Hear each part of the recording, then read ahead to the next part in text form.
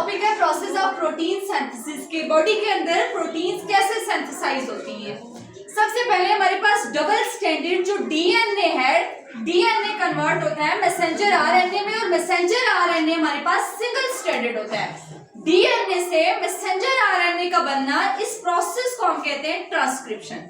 जब messenger RNA बन जाता है तो फिर जो अमाइनो एसिड्स हैं वो प्रोटीन के अंदर डिवेलप हो जाते हैं। अमाइनो एसिड्स रिजेंबल होते हैं और प्रोटीन की सिंथेसिस हो जाती है। क्यों? क्योंकि जो हमारे पास अमाइनो एसिड्स हैं वो बिल्डिंग ब्लॉक्स हैं प्रोटीन्स की। हमारे पास जो मैसेंजर आरएनए से प्रोटीन का बनना है, इस प्रोसेस को हम कहते हैं ट्रांसलेशन।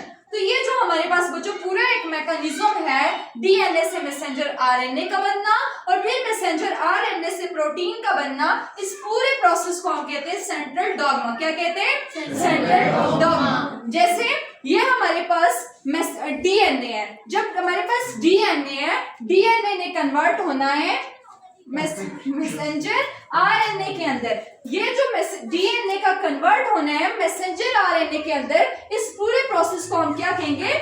ट्रांसक्रिप्शन। क्या कहेंगे? ट्रांसक्रिप्शन।